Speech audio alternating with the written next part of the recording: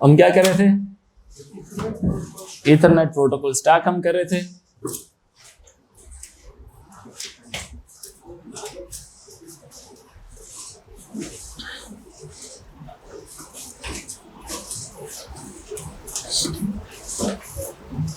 अच्छा जी,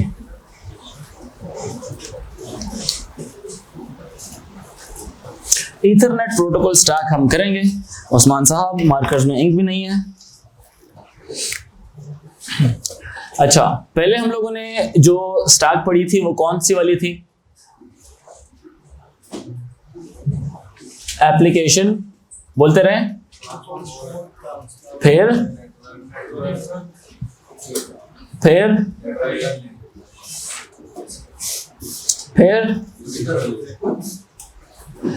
ये जो सी 3 लेयर्स थी किसके लिए काम आ रही थी?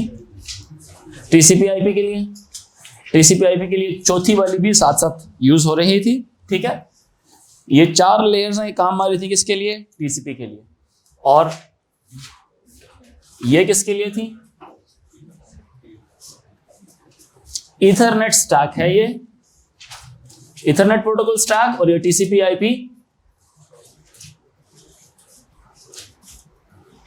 Protocol stack. ठीक है,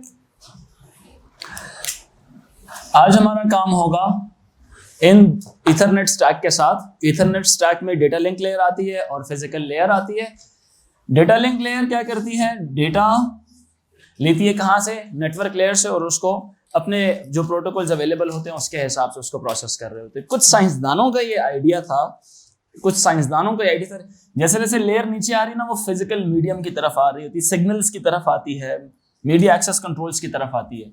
यहाँ पे फिजिकल डिवाइसेस इंटरेक्ट कर रही होती हैं, और ये जो ऊपर वाली है ये सारे के सारा क्या होता है? ये होता है सॉफ्टवेयर बेस्ड बातें होती हैं ये वाली सारी। ठीक है, साइंसदानों का ये आइडिया था कि हम इस मतलब मुख्तलिफ आइडियाज लोगों ने प्रपोज किए थे। उन्होंने ये कहा था कि इस पूरी को हम एक लेयर कह देते हैं और इस पूरी को हम दूसरी लेयर कह देते हैं। सॉफ्टवेयर लेयर को पूरे मुकम्मल तौर पे अलग कर लेते हैं, और यहाँ पे चूंकि हार्डवेयर ओरिएंटेड बातें आती हैं तो कहते हैं हार्डवेयर लेयर को हम 2 अलग अलग लेयर्स बना लेते हैं बजाय इसके स्टेप वाइज उसके। तो उन्होंने कहा नहीं यार, जिस तरह चल रहा है उसी तरह से। फिर कुछ लोगों ने आइडिया ये दिया कि क्यों ना टीसीपी/आईपी को, ये फिजिकल को हटाएं और इस पूरी को एक ही लेयर कह दिया जाए। बस यही लेयर है जो इंटरनेट के काम आ रही है। फिजिकल को अलग कर लें बीच में से, इसी में सारा कुछ, मतलब 4 लेयर्स के अंदर ही सारी बात डाल लें और बोलें कि यही सारा काम कर रही है।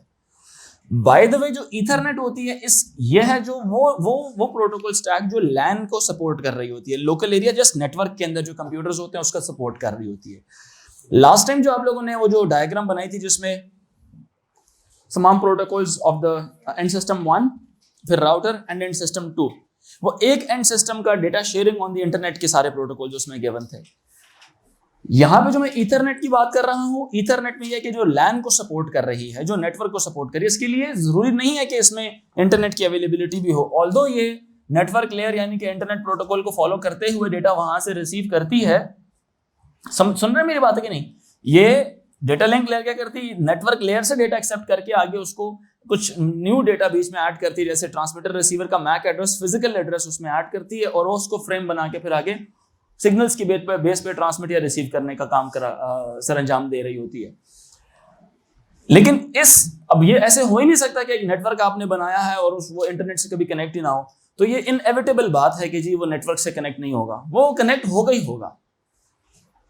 एक इंटरनेट के साथ कोई नेटवर्क बन जाए, सो ईथरनेट के अंदर इन चीजों की सलाहियत भी रखनी है कि वो नेटवर्क के साथ भी कनेक्टिविटी रख सके। तो इसके अंदर एक ताकत होती है कि ये इंटरनेट को भी कनेक्टिविटी प्रोवाइड कर सकता है। इसीलिए डेटा लिंक को भी हमने शामिल किया हुआ था as a whole.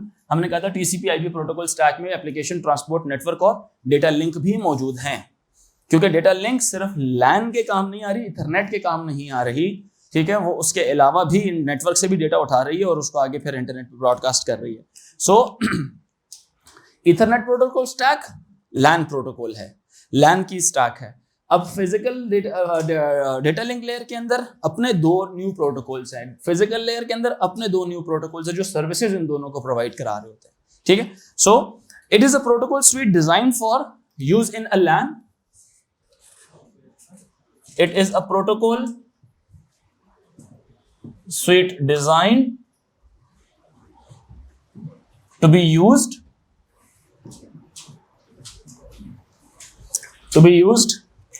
in a LAN in which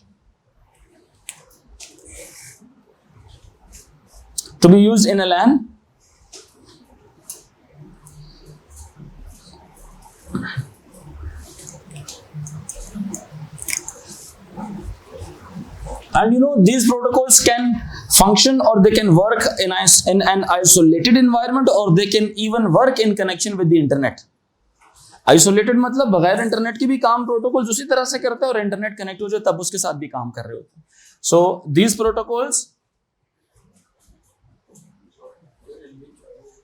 बस इन विच छोड़ें, ये इसको आगे इस तरह से कंटिन्यू कर लें. दीज प्रोटोकॉल वर्क या function in an isolated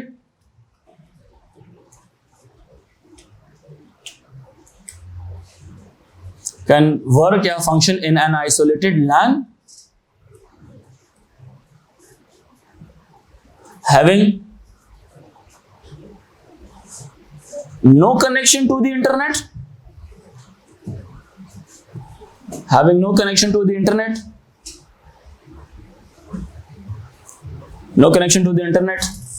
or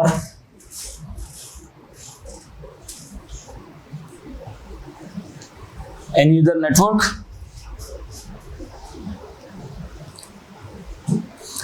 ये जो LAN है ना, ये LAN के प्रोटोकॉल हो गए या इथरनेट के प्रोटोकॉल हो गए, लिखा हुआ है these protocols work या function in an isolated LAN. ये आइसोलेटेड किसको बोलते हैं? बिल्कुल अलग थलग अपनी अकेली इंडिविजुअल उस लैन में भी काम कर सकते हैं जिसका कोई कनेक्शन ना हो. किसके साथ? इंटरनेट के साथ या किसी और नेटवर्क के साथ अकेले काम कर सकती है. Provided that it can also work with connection to the internet, but without that it can also work with. जी बेटा, प्राइवेट नेटवर्क में भी काम कर सकती है, इंटरनेट से भी साथ जुड़ सकती है. ठीक है, अब इसके साथ आगे एक और कनेक्टिविटी लगाएं. But will support the protocol suite, but will also support the protocol suite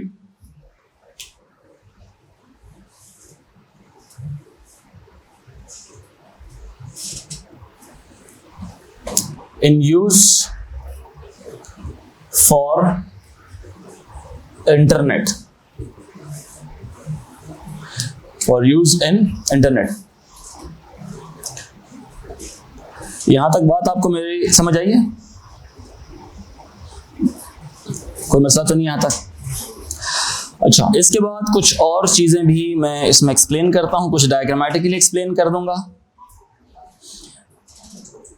वो बात मैंने आपको समझा दी है कि नॉर्मली साइंसदान सोचते थे कि जब चूंकि ये तो बगैर इंटरनेट के भी काम कर सकती है, ऊपर वाली सारियों के लिए इंटरनेट का होना बहुत जरूरी है, तो क्यों ना उनको इंटरनेट लेयर बोल देते हैं. सारों को नाम ये नहीं रखते, एप्लीकेशन, ट्रांसपोर्ट और ये सब लेयर हो जाएंगी. उसके अंदर मेन लेयर हो गई इंटरनेट और एक हो जाएगी नेटवर्क. 2 लेयर रख लेते हैं. एक सोच बनती थी ना, क्योंकि वो सारी की सारियों के लिए इंटरनेट का होना जरूरी था. इनके लिए नहीं है तब चलेगा, ये है तो भी ठीक है, क्योंकि अगर वो है अल्हम्दुलिल्लाह तो वो काम करेगी किसके साथ? नेटवर्क लेयर को डेटा ट्रांसफर कर रही होगी. सो लिख लें अपने पास, Ethernet provides functionality required for the 2 lowest layers. Ethernet provides functionality for the 2 lowest layers. Ethernet provides functionality for the 2 lowest layers.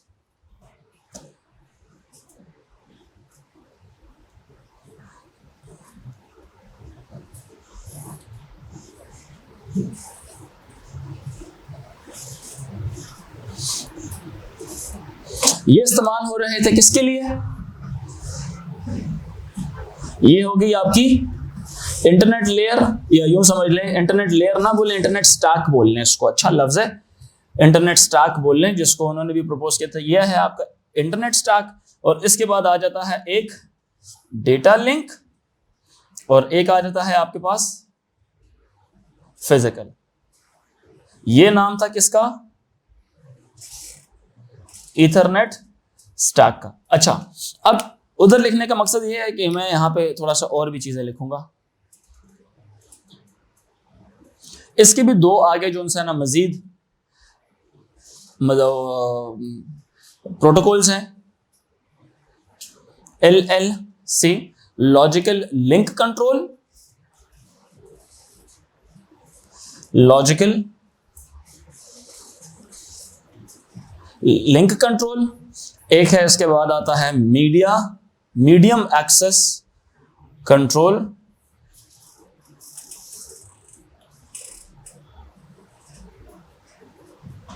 Medium access control.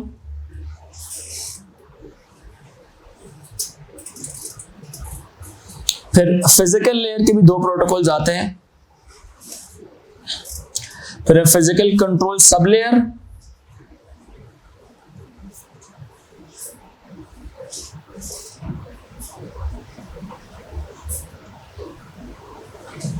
एक है फिजिकल कंट्रोल सब लेयर और एक है media for many, medium for one. Media जो है ना वो plural है, मीडियम सिंगुलर है। एक ही चीज है, सिर्फ सिंगुलर और प्लूरल का फर्क है। मतलब क्या बोलते हैं उसको, अल्फाज और मुतजाद नहीं होता। हाँ, मुतरादिफ नहीं होता है उर्दू मेरे से। वाहिद जमा, वेरी गुड। ये वाहिद और जमा वाला जो सिंगुलर एंड प्लूरल। तो medium is for many, medium is for one and media is for many. ठीक है, इंडेक्स एंड इंडिसेस। ठीक है, फिर उसके बाद जो लास्ट आती है वो आती है physical medium access.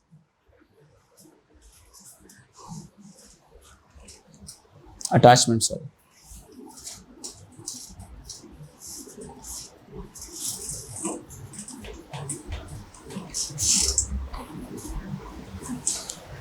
Physical medium attachment.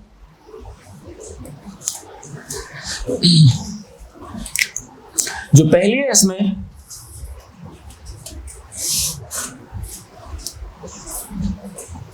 Logical link control, it is responsible for data sharing with the network layer. पहले लिख लें, फिर उसके बाद मैं ये लिखवाता हूं। Logical link control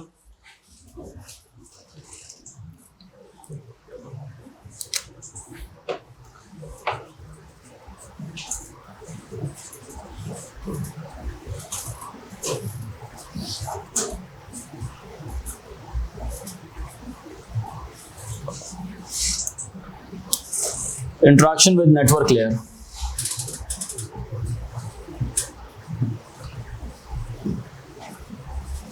responsible for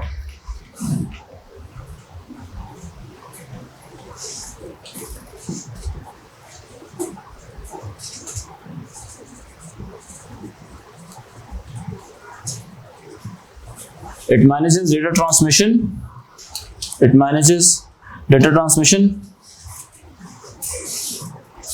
and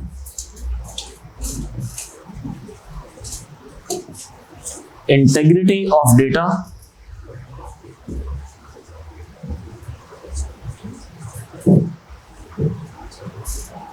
during transmission, and integrity of data ensures integrity of data during transmission, and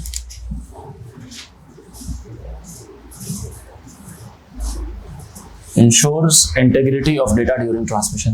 Then there comes medium access control. Medium access control में ये होता है कि इसके साथ ना एक it is responsible for assembling Ethernet packets या फ्रेम। जितने भी पैकेट्स आ रहे होते हैं उनको ये असेंबल करती है सीक्वेंस नंबर्स वगैरह देके। इसके साथ पैकेट का जो उनका ट्रांसमीटर और रिसीवर होता है उसके साथ ये एड्रेसेस भी अटैच कर लेती है। ठीक है, एड्रेसेस कौन से होंगे? मीडियम एक्सेस कंट्रोल है तो ऑब्वियसली फिजिकल एड्रेस ही अटैच करेगा। फिजिकल एड्रेस कौन सा वाला होता है? फिजिकल एड्रेस कौन सा होता है? NIC वाला होता है। Very good.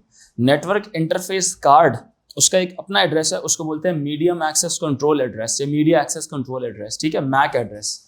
समझ रहे मेरी बात के नहीं? तो उसको फिजिकल एड्रेस में बोलूँ A2 में आके, मैं उसको मैक एड्रेस बोलूँ, एक ही बात है। मैं उसको NIC बोल दूं तब भी एक ही बात है, नेटवर्क इंटरफेस कार्ड बोल दूं तब भी एक ही बात है।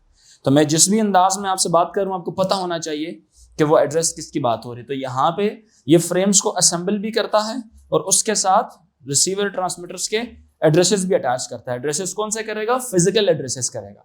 फिजिकल एड्रेसेस कौन से होते हैं? जो नेटवर्क इंटरफेस कार्ड के होते हैं। उसके कौन से वाले होते हैं? वो 12 हेक्साडेसिमल डिजिट्स, 6 बाइट के जो एड्रेस होता है, 48 बिट्स का जो एड्रेस होता है, जिसमें 6 लेफ्ट साइड के जो हेक्साडेसिमल डिजिट्स है मैन्युफैक्चरिंग आईडी होते हैं, इसके 6 जो उनसे राइट साइड के डिजिट्स होते हैं serial number of the device होते हैं। याद आ रहा है बेटा? याद आ रहा है कि नहीं आ रहा? जो हेक्साडेसिमल्स में होते हैं वो ये सारा ये हैंडल कर रहा होता है, दे रहा होता है या उसको हटा रहा होता है। लिख लें अपने पास।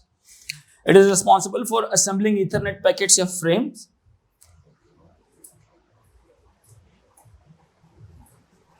responsible for assembling Ethernet packets या frames. Each frame has transmitter and receiver's address. Each frame has transmitter and receiver's address. MAC protocol initiates frame transfers.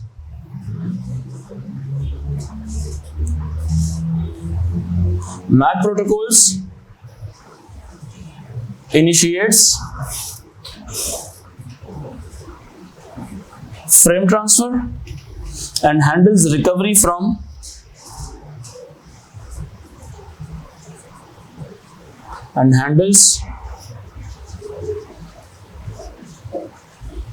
handles recovery from transmission failure caused due to collision and handles recovery from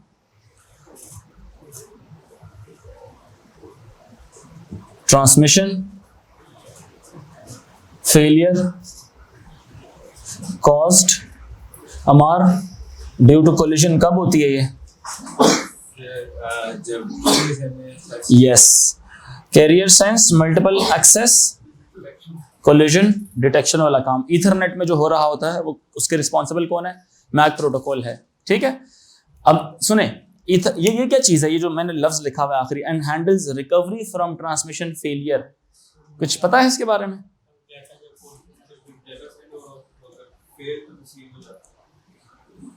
इर्तिज़ा आप बताएं ये क्या लिखा हुआ है? Recovery from transmission cause due to collision, ये कब होती है? सर जब इंटरफेरेंस हो चैनल में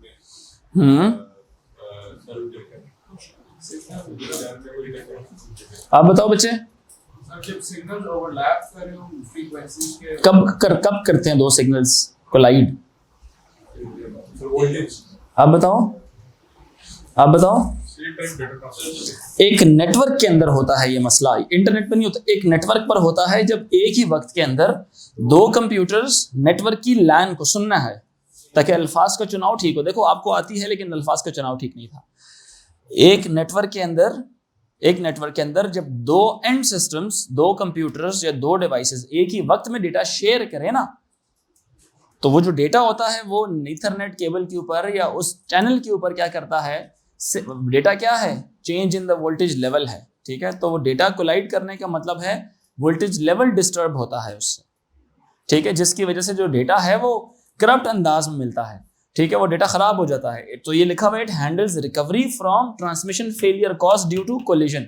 collision occurs in Ethernet. Collision कहाँ पे अकर करती है? पेपर 1 में डिस्कस किया गया है, मैं इसीलिए आप लोगों से पूछ रहा हूँ। ये ईथरनेट के अंदर जो है ना कोलिजन अकर करती है, और वो अकर करने से कैसे बचाया जाता है? वोल्टेज लेवल्स चेक किए जाते हैं ईथरनेट केबल के। अगर वोल्टेज लेवल एक सेट वोल्टेज लेवल से डिफरेंट है तो इसका मतलब है कि ऑलरेडी ऑक्यूपाइड है केबल आपकी, तो आपके कंप्यूटर ने इंतजार करना है तब तक जब तक कोई दूसरा कंप्यूटर अपना डेटा सेंड नहीं कर देगा। जब वो सेंड कर देगा तो आपने फिर एक सिग्नल भेजना है ऑक्यूपेशन के लिए कि मैं चैनल ऑक्यूपाई करने वाला हूँ, फिर आपने उसके ऊपर डेटा भेजना है। सुन रहे हो कि नहीं? फिर आपने अपना डेटा उसके ऊपर भेजना है, क्योंकि डेटा का जो सिग्नल आप ट्रांसमिट करेंगे तो वो क्या होगा?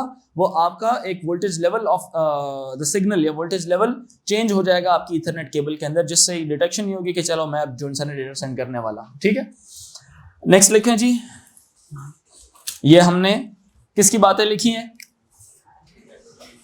ये है डेटा लिंक की बातें लिखी हैं, ठीक है।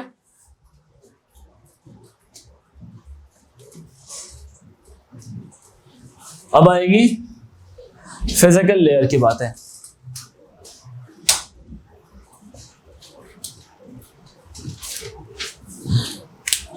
फिजिकल लेयर में पहली आती है physical control sub layer, physical coding sub layer, sorry physical coding है ये, कंट्रोल नहीं है, फिजिकल कोडिंग है, physical coding sub layer, physical coding sub layer, इसका लिख लें। It is responsible for coding the data ready for transmission,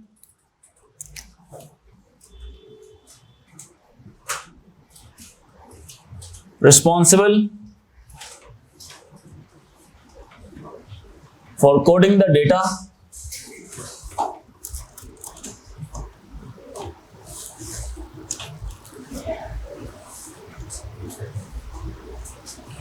responsible for coding the data ready for transmission or decoding the data, decoding the received data.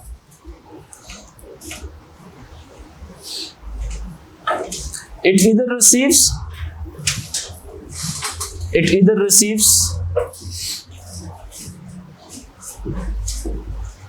data from MAC protocol or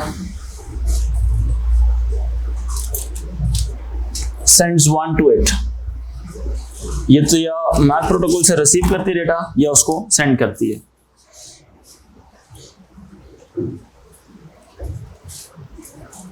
physical medium attachment आ जाती है उसके बाद। Physical medium attachment में क्या है? It is only responsible for transmitting and receiving signals.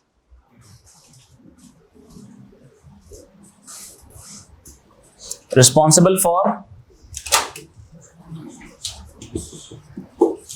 transmitting and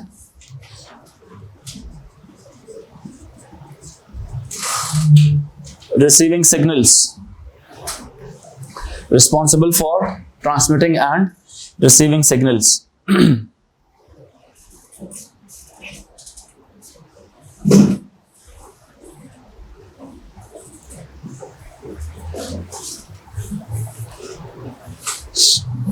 जो यहां पे जिक्र किया गया था,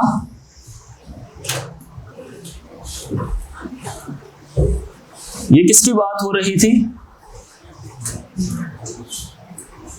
मैक एड्रेस की बात हो रही थी।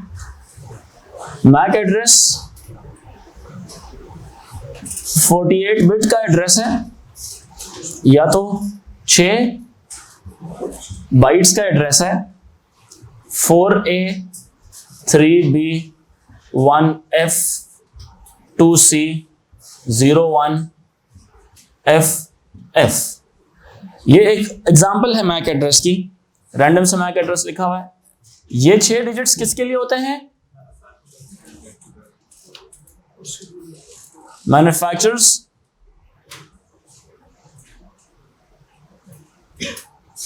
आईडी। ये किसके लिए होते हैं? सीरियल नंबर ऑफ डिवाइस के लिए होते हैं। कोई भी डिवाइस खुद को फिजिकल लेयर पर आके आइडेंटिफाई करवाती है तो ये एड्रेस इस्तेमाल होता है उसका, ठीक है। हर डिवाइस का अलग होता है, हर डिवाइस का फिजिकल एड्रेस अलग होता है। जो इसीलिए मैंने कहा था एक दफा कि आप लोग इस एड्रेस को नेटवर्क पर आइडेंटिफाई करने के लिए इस्तेमाल करते हैं। इंटरनेट पर आइडेंटिफिकेशन के लिए इंटरनेट का स्टैक के एड्रेस इस्तेमाल होंगे, जो कि एक डिफरेंट एड्रेस है जिसको इंटरनेट प्रोटोकॉल एड्रेस बोलते हैं। सो इसके लिए मैक एड्रेस के लिए आईपी का होना या ना होना एक ही बात है तो इंटरनेट की कम्युनिकेशन हो रही है, नहीं है तो कोई मसला नहीं। इथरनेट अपनी लैन प्राइवेट कम्युनिकेशन कर रहा है, अपनी लैन के अंदर ही कर रहा है। तो लैन के अंदर भी ढेर सारे कंप्यूटर्स होंगे, तो हर कंप्यूटर को, सुन रहे कि नहीं, अपनी अपनी आइडेंटिटी के लिए एक अलग एड्रेस चाहिए, इसीलिए दो अलग वो चाहिए होते हैं, एड्रेसेस चाहिए होते हैं। अभी हो सकता है नियर फ्यूचर ये 48 बिट्स से ऑक्यूपाई होने वाले जितने भी एड्रेसेस है ये भी ऑक्यूपाई हो जाए। सो अभी they are planning for 64 bit MAC address. They have already designed a new MAC address कैलें सिस्टम। पहले तो 48 बिट्स था, अब वो 64 बिट्स की तरफ भी जा रहे हैं। 64 बिट्स ये फ्यूचर के लिए है, मैक एड्रेस का जो सा है सिस्टम वो 64 बिट्स का फ्यूचर का है, ठीक है। 48 बिट्स अभी लग रहे हैं। 48 बिट्स का मतलब है कितने पॉसिबल डिफरेंट कॉम्बिनेशंस, 2 की power 48, 2 power 48, it's a very big answer. I don't know how much but it's a very big answer. 2 power 32 is like 4 point something billion. Just calculate ताकि मैं याद भी कर लूं कितना है ये। 2.8 इट इज 2.8 into 10 power 14, ठीक है, इतने डिफरेंट। तो it's a very big number. Billion में तो 9 zeros होते हैं, तो 10 पावर 9 होता है ना बिलियन में, तो यूं समझ ले 1 बिलियन से ये 2 बहुत ही बड़ा, ठीक है, बहुत ज्यादा बड़ा, मतलब 28,000 टाइम्स बिगर है ना। 1 बिलियन से 5 zeros है ना उसके साथ, 280,000, 2,80,000 गुना बड़ा नंबर बनेगा ये उससे, ठीक है। यानी कि यूं समझे 2,80,000 1 बिलियन से इतना बड़ा, तो it's a very big number, you know. कुछ डिवाइसेस जिस तरह यूज होती जा रही हैं तो उनके मैक एड्रेसेस दोबारा रिन्यू नहीं किए जा रहे ना।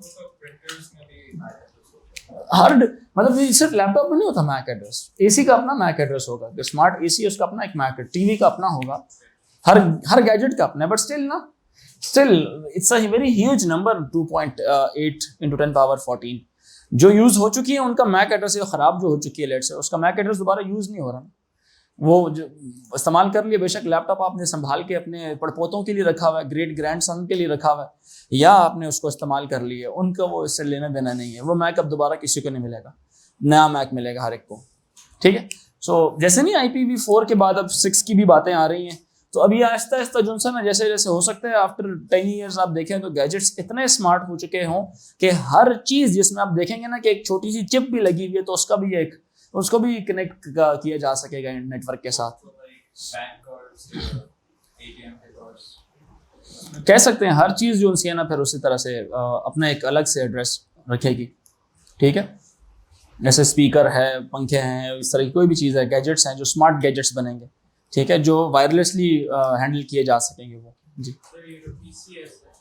ये आप कह रहे हैं कोड भी करता है और डीकोड भी करता है, तो ये इंक्रिप्शन नहीं, इंक्रिप्शन के तनाजुर में नहीं आप इसको बोलेंगे, आप इसको बोलेंगे कि डेटा को एक फॉर्मेट में पर्टिकुलर लेके आना, ठीक है, हाँ, फॉर्मेट में लेके आना या उसको डिस्ट्रीब्यूट करना, डीकोड करना। डीकोड का मतलब होता है कि जो स्क्रैम्बल्ड चीज़ें आपके सामने आ रही हों, आप उनकी बिट्स को दोबारा से ऑर्गेनाइज करके ठीक उस फॉर्मेट में बनाएं कि जो आप अगली लेयर तक आप ट्रांसफर कर सकें।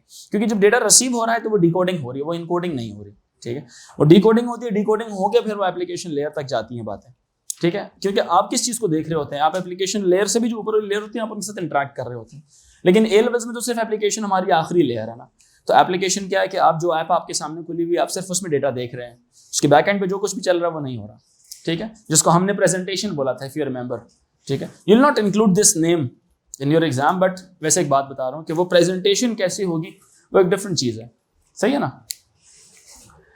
तो यहाँ तक था जी हमारा प्रोटोकॉल स्टैक्स, दोनों इंटरनेट की भी प्रोटोकॉल स्टैक पढ़ लिया, इथरनेट की भी पढ़ लिया। अब ये चीज़ें याद होनी चाहिए आपको, ठीक है। A2 रिक्वायरमेंट ये है कि याद होनी चाहिए, नहीं अभी स्टार्ट होनी, ठीक है जी, समझ रहे मेरी बात के नहीं। सो ये लिख लिया। इसके बाद जो है ना हमारा अब हम करेंगे peer to peer file sharing, ठीक है, बिट टॉरेंट जिसको आप कहते हैं, ठीक है, उसको कर लेंगे। तो अगली हेडिंग दे दें बेशक पहले से, peer to peer file sharing या बिट टॉरेंट प्रोटोकॉल। बड़ी हेडिंग है, ये मेन टॉपिक है, उसके बाद टॉपिक हमारा एंड हो जाएगा। Peer to peer file sharing या bit torrent, peer to peer file sharing या बिट टॉरेंट प्रोटोकॉल। खत्म कर दें बस।